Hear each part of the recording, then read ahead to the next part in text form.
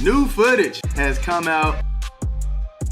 Ref not called. This is a foul, okay? This is a foul. WNBA referees has been having issues. WNBA referees simply playing against Caitlin Clark and the Fever. This is another year and another case of WNBA referees not making the right calls when it comes to Caitlin Clark. Another game, another cheap shot, and once again, the refs stayed silent. WNBA referees has been having issues with getting these calls right when it comes to Caitlin Clark and the Fever. Caitlin Clark was clearly attacked by a Storm player right in front of the official. One of the worst missed calls I think I've ever seen in basketball. And then when the refs don't call the bear hug. And they did nothing. Obviously being fouled. The refs don't call it. No whistle, no protection, no accountability. And let's be honest, this isn't the first time. It keeps happening. And the league still pretending not to see it. Before we go any further, if you believe Caitlin Clark deserves better, drop 100% in the comments right now. Caitlin Clark is the needle. Caitlin is boxed off. Caitlin Clark is the star. Everything else is wrapped around her, and everything else is revolving around her. She's Rookie of the Year in the WNBA. Caitlin Clark is the star player of the WNBA. The most popular woman ever in the WNBA, Caitlin Clark. We're not just talking about one foul. We're talking about the pattern, the silence, and why the WNBA keeps allowing it. It is a mad situation just all around when it comes to Caitlin Clark. Caitlin Clark has suffered yet another hard foul, and the referees failed to make a call. The WNBA is physical, and she just needs to get over it. This wasn't a one-time incident. What we saw in Seattle, Caitlin Clark getting hacked without a single whistle, is just the latest chapter in a disturbing pattern. And we have another situation where WNBA referees failed to make the right calls against Caitlin Clark and the Fever. Let's rewind. In multiple games this season, including this one, Clark has been the target of physical, aggressive play. Why is that? New year, Caitlin Clark still getting assaulted though, bruh. Why is we back here? And the refs have consistently looked the other way. For whatever reason, these referees made it their business to simply not make the calls. From obvious contact in the paint to defenders throwing elbows or using excessive body checks. Let's watch the play here. To reset things. As you can see, she dribbles over to the wing, pushes off a little bit, and hits that three. Now, if you slow things down and if you actually go frame by frame, you can see that Pow Pow had two hands on Caitlin. It wasn't just a one-hand hand check. She was kind of grabbing her with two hands. The officials have either missed it or ignored it. In one viral clip from the Seattle matchup, Clark is clearly fouled on a drive, with the referee standing just feet away. And yet, no call was made. The referee's literally right there. Like, bro, you're right there. Meanwhile, players like Sophie Cunningham get called for touch fouls when they barely lay a hand on the opponent. A foul on Sophie Cunningham for doing absolutely nothing. Dantas, just her hands in the air. Another foul, touch foul, touch foul, touch foul. That's not just inconsistent officiating. That's bias, period. Even fans are doing the league's job now. Across TikTok and X, viewers have posted side-by-side breakdowns of missed calls against Clark, exposing how one player gets hit with no protection while others get babied. But here's the real issue. This isn't about one ref or one game. It's systemic. Even Fever coach Stephanie White has expressed frustration. She's publicly acknowledged that her players aren't getting fair treatment, especially Clark, who faces nightly pressure that officials don't punish. It is a mad situation just all around when it comes to Caitlin Clark, because it's very clear that she is way stronger.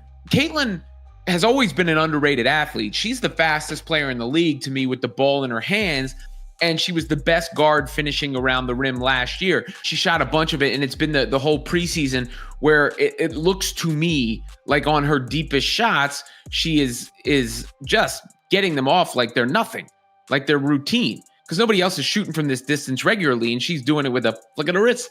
How easily it looks like she's shooting those threes and hitting those threes in the clip that she's doing it, you know, going to the rack, all these various things that show she's even stronger than she was a year ago. And you see it in the strong numbers. I mean, 13 points, 6 boards, 7 assists in 23 minutes of action. And where's the WNBA in all this? Kathy Engelbert, the league commissioner, has yet to address the situation. Not one press conference, not one tweet. Silence. Kathy has said nothing. She just refused to address this referee problem. Let's not sugarcoat it. The WNBA wants Caitlin's media power, her sold-out arenas, her viral clips, her TV ratings. But when it comes to standing up for her, they vanish. They'll promote her name, but won't protect her game. And that's why players like Sophie Cunningham have taken matters into their own hands, stepping in to defend Caitlin. Because if the refs won't do it, someone has to. This is bigger than one foul. This is about the league sending a message.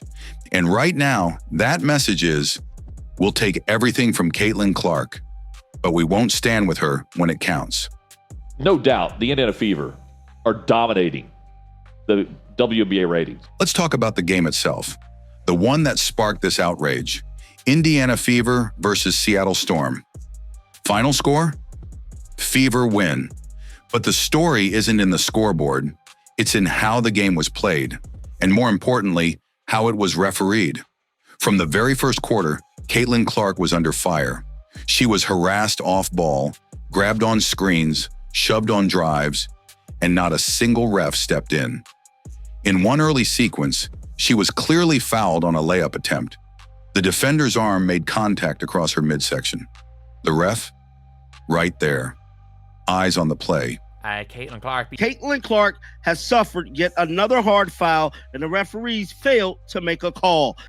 Still, no whistle, no call, no justice. Meanwhile, on the very next possession, Sophie Cunningham was called for a foul without even touching anyone. Hands up, feet planted, textbook defense. Whistle blows, foul. If you're a fan watching that live, you're asking the same question we are. What are we even doing here? And this double standard, it's dangerous. Because this isn't just about being rough or playing physical. It's about ignoring deliberate targeting. And when the league lets that slide, they send a message to every defender out there. You can get away with it. And that's exactly what Seattle did.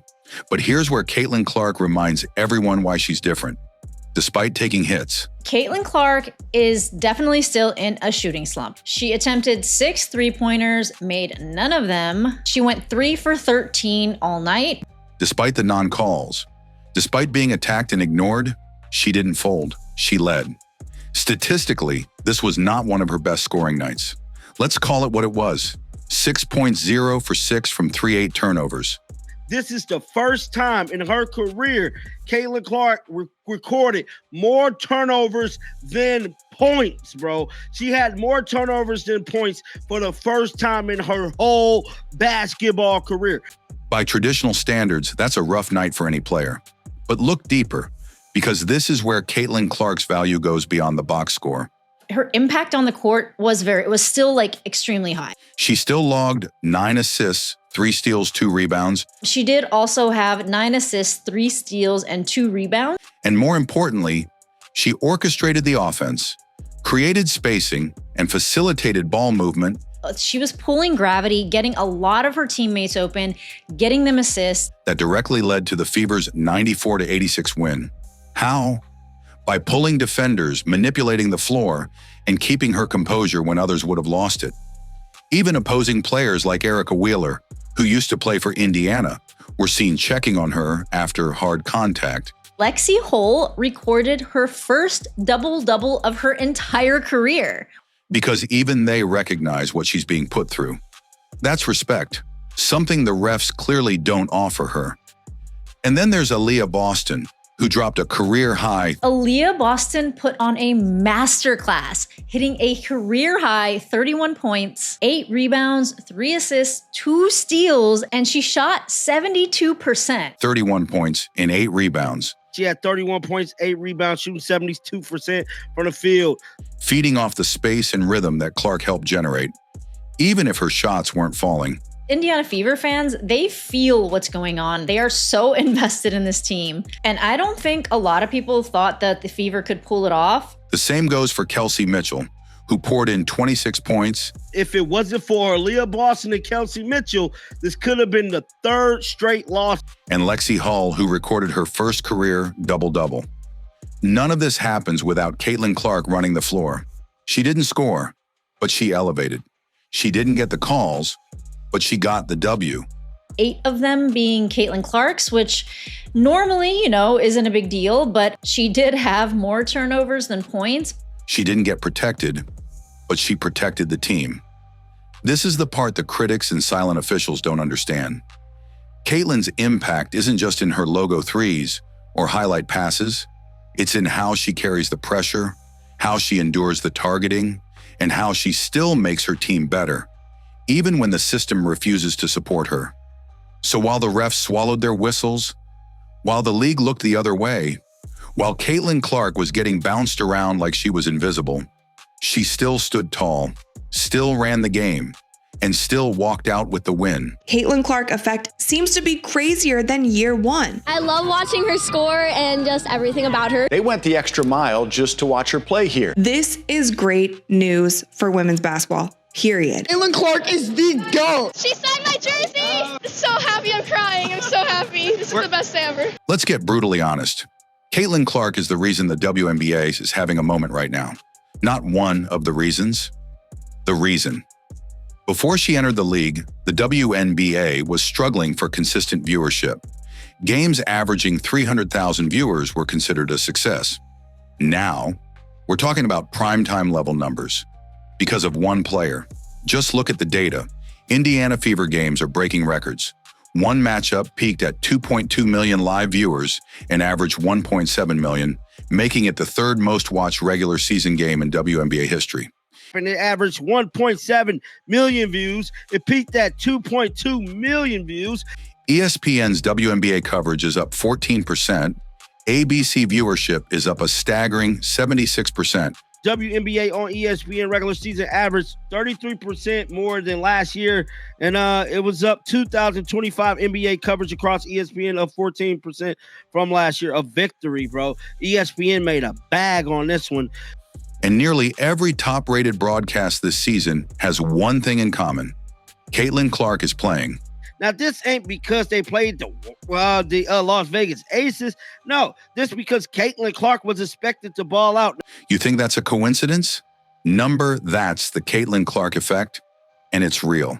Caitlin and them still doing big viewership numbers, still doing big-time votes when it comes to all-star games, still making their presence felt. Even ESPN and major sports media outlets admit it now. She is the show.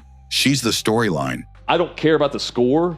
I'm watching because it's the FOMO that everyone is rushed to watch. She's the reason people are watching again. That's not just hype.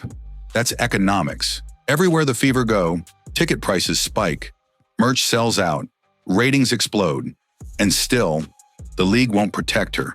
They'll post her highlights. They'll sell her jersey. They'll use her image to attract new sponsors and national media attention. But when she's targeted on the court, when she's getting shoved, slapped, elbowed, with refs ignoring obvious fouls, silence. Not a word from WNBA Commissioner Kathy Engelbert. Not one disciplinary action for dirty plays. Kathy has said nothing. She just refused to address this referee problem. Not a single league-wide message that says, you don't touch our stars like that. Ask yourself, would the NBA allow this to happen to Steph Curry? Would the NFL let Patrick Mahomes get hit late with no flag? Of course not, because leagues protect their stars. They understand that their top talent isn't just players, they're the brand. But in Caitlin's case, the league is taking everything she brings. Attention, revenue, cultural buzz, but giving her nothing in return. Not respect, not safety, not even fairness.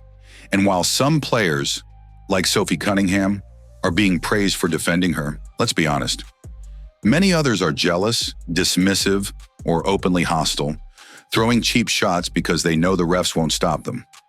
One host nailed it. Caitlin Clark made Sophie Cunningham a star just by standing next to her. That's nice. And she was shooting the shit out of it. Of course she was. Right. So she was shooting the shit out of it. And she's the face of the league. Agreed. She's the face of the league. Agreed. Just have nothing but great things to say about who she is as a person. Just so welcoming and so warm as an individual that she can have a conversation with anybody. She's cut from the same cloth as me in that regard. You know what? Us Midwesterners, we tend to just, accept everybody with open arms. She was so kind to my family and everyone in the suite when she came to KC. So huge fans of Caitlin Clark. Caitlin Clark is the needle mover. She is the needle mover. She is the franchise player. And she was the MVP. She is the main draw. She wasn't the one who was full sprinting down the court. Caitlin Clark is a rising star in women's basketball. She's pulling in crazy viewership numbers. She's my role model. I really look up to her. Why do you like Caitlin? And she's so good at basketball. Because she's that awesome person and she has like a lot of aura, so like. She didn't say that to disrespect Sophie. She said it because it's true. The entire league is rising with Caitlin Clark, and she's the only one rising alone. That's the hypocrisy. They want her shine. They'll take her spotlight, but they won't share the responsibility of protecting her from targeted violence on the court. Instead, they expect her to carry it all. The pressure, the criticism, the dirty plays, the marketing load, the viewership boost, and still lead her team to wins. And somehow, she does. Even when she scores only 6 points, even when her threes aren't falling, even when she's fouled 10 times without a call, she shows up, makes her teammates better, and carries the league forward. It's the third most watched WNBA regular season game ever on ESPN. But how long can that last? How long can a 22-year-old rookie keep powering a billion-dollar brand on her back while getting knocked down game after game and getting nothing but silence from the people in charge?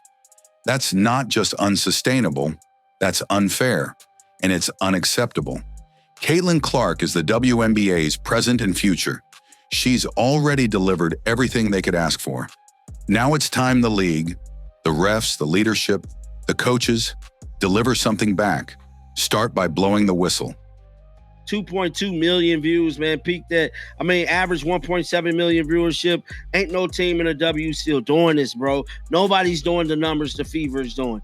There's something powerful happening in Indiana, and it goes beyond the stat sheets. Yes, Caitlin Clark scored just 6 points in the Seattle game. Yes, she had 8 turnovers, and yes, so the shots just wouldn't fall. But guess what? She still changed the game. Even when the shots weren't dropping, Caitlin Clark pulled defenders, drew double teams, and created space that her teammates thrived in. Her 9 assists, 3 steals, and constant movement opened the floor for the best team performance we've seen all season. You saw Aaliyah Boston go off for 31 points. The Indiana Fever just won a major game. Aaliyah Boston and Kelsey Mitchell were literally spectacular. Points, dominating in the paint like a superstar in the making.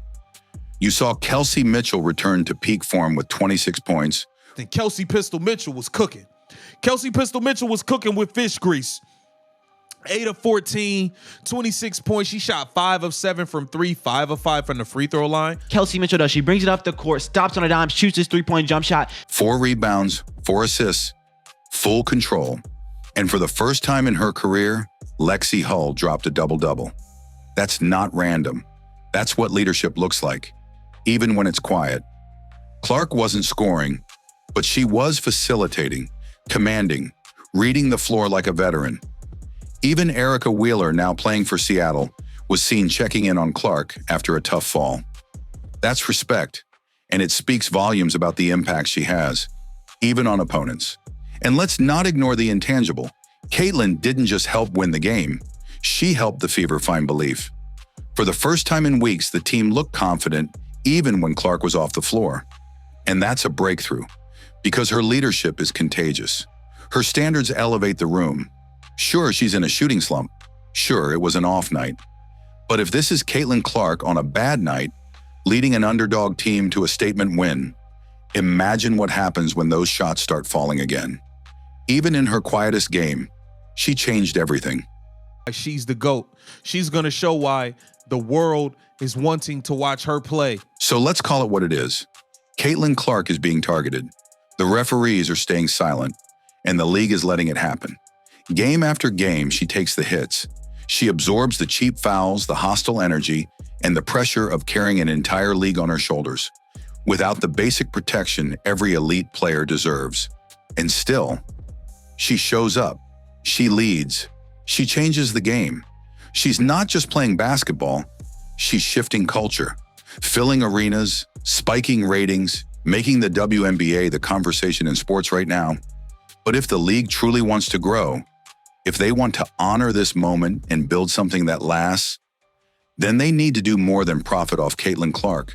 They need to protect her, support her, stand with her. Caitlin Clark is the GOAT. She signed my jersey. I'm so happy. I'm crying. I'm so happy. This is the best day ever. Caitlin Clark effect seems to be crazier than year one. I love watching her score and just everything about her. They went the extra mile just to watch her play here. This is great news for women's basketball. Period. That's nice. And she was shooting the shit out of it. Of course she was. Right. So she was shooting the shit out of it. And She's the face of the league. agreed. She's the face of the league. Agreed. Just have nothing but great things to say about who she is as a person. Just so welcoming and so warm as an individual that she can have a conversation with anybody. She's cut from the same cloth as me in that regard. You know what? Us Midwesterners, we tend to just, accept everybody with open arms. She was so kind to my family and everyone in the suite when she came to KC. So huge fans of Caitlin Clark. It is a mad situation just all around when it comes to Caitlin Clark, because it's very clear that she is way stronger.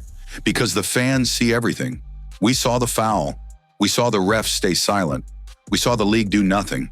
But we also saw Caitlin stand tall, keep fighting, and lift everyone around her. She deserves better. And we won't stop saying it until she gets it. 100%, if you agree, drop a comment below and let them know. We stand with Caitlin. Always.